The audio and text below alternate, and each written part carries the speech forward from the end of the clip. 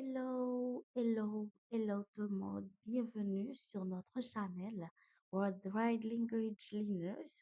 Aujourd'hui avec votre professeur de français. N'oubliez pas, la semaine dernière, nous avions parlé encore et travaillé sur les homonymes. C'était notre premier cours.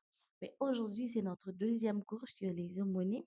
Précisément, nous allons travailler sur certains homonymes aussi, les plus courants. N'oubliez pas qu'on définit les homonymes étant des mots ayant plusieurs définitions. OK? Donc, nous avons un mot ici, OK, qui peut être présenté avec une première définition dans un sens et une deuxième définition dans un autre sens. OK? Tout dans ce cas-là, on les nomme homonymes. Nous allons voir quelques homonymes. Prenons l'exemple de disons, notre premier mot qui est gare. Notre premier mot qui est gare. Quelle est la définition d'une gare? Gare, qui est un mot du genre féminin, qui se définit tout d'abord comme un lieu de transport. Prenons l'exemple.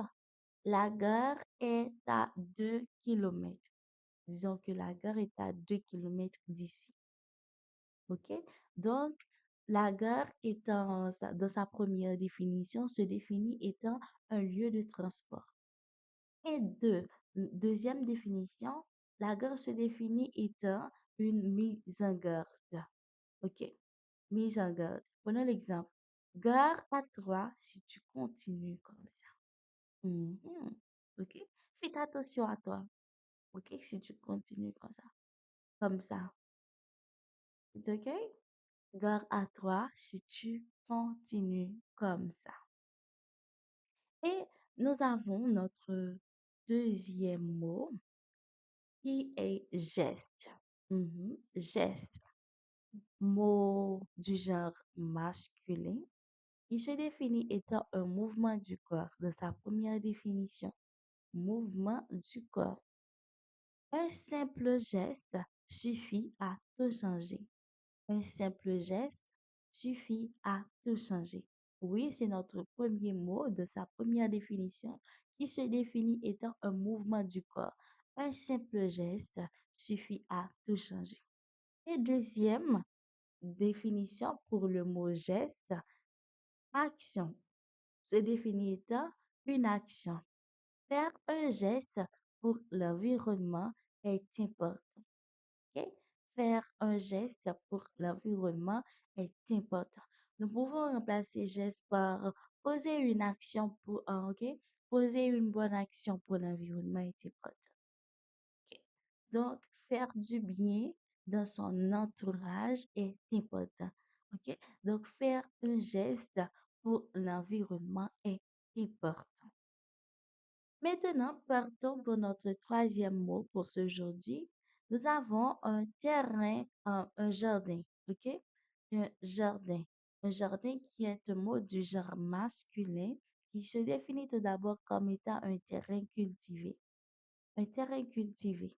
J'adore planter des fleurs dans mon jardin. J'adore planter des fleurs dans mon jardin. Et notre deuxième sens pour ce mot, jardin public. OK? Espace, disons, un espace public. Nous avons pique-niqué dans le jardin du Luxembourg. OK? Nous avons pique-niqué dans le jardin du Luxembourg. Yes. OK? D'où nous avons notre premier mot qui est jardin dans son premier sens qui se définit étant terrain cultivé et dans son deuxième sens qui se définit étant jardin public. Nous avons pique-niqué dans le jardin du Luxembourg. Maintenant, partons pour notre quatrième mot pour ce aujourd'hui. Nous avons le mot fond. Fond qui est du genre masculin se définit tout d'abord étant une partie inférieure. Mhm. Prenons l'exemple, le fond de la bouteille est sale. OK? Partie inférieure, le fond de la bouteille est sale. Ou encore, le fonds peut être défini comme étant un capital. OK? Un capital. Il a investi son fonds d'épargne.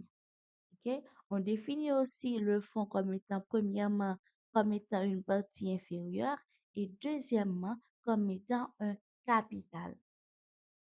Notre cinquième mot pour ce aujourd'hui, nous avons foie, organe. Il doit faire attention à son foie. OK? Se définit tout d'abord étant un organe. Il doit faire attention à son foie. Et deuxième étant aliment. Le foie gras est une spécialité française. N'oubliez pas que le mot foie est du genre masculin. OK? Aliment. Mhm. Le foie gras est une spécialité française. Donc, nous voyons que les homonymes, ce sont des mots ayant plusieurs définitions dans des contextes différents, ok, avec des sens différents. Et nous avons maintenant notre sixième homonyme pour ce aujourd'hui, qui est le point. Le point du genre masculin, tout d'abord, se définit comme étant une ponctuation. Une ponctuation, exemple. N'oublie pas de mettre un point à la fin de ta phrase. OK? Donc, c'est un signe de ponctuation. N'oublie pas de mettre un point à la fin de ta phrase.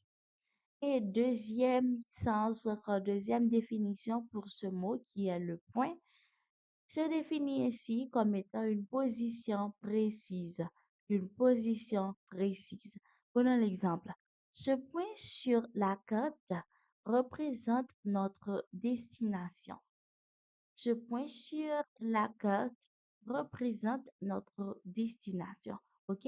Une position précise. L'endroit où on va. OK? Ce point sur la carte représente notre destination. Nous sommes destinés à arriver directement, OK, en cette position-là. Et notre septième mot pour ce aujourd'hui, dans notre leçon d'homonyme, deuxième cours, nous voyons tour. Tour, mot du genre féminin, se définit tout d'abord étant un bâtiment. Pour un exemple, la tour Eiffel est impressionnante. OK? La tour Eiffel est impressionnante. Et deuxième définition pour le mot tour, nous avons et ce mot-là qui se définit ici comme étant un circuit. OK? Qui se définit aussi comme étant un circuit. Nous avons fait le tour du parc. Mhm. Nous avons fait le tour du parc. Ici, dans notre deuxième définition, nous voyons que le mot tour, OK, a un sens ou encore est du genre masculin. Nous avons fait le tour du parc. OK? Nous avons marché, nous avons retourné, OK? Nous avons fait le long chemin du parc. Je vous dis déjà merci. Merci d'avoir été avec nous. Merci d'avoir été des nôtres. N'oubliez pas de liker, de partager la vidéo. Pour plus de vidéos, au revoir tout le monde. C'était avec vous, votre professeur de français sur votre channel World Right Language Learners. Au revoir tout le monde.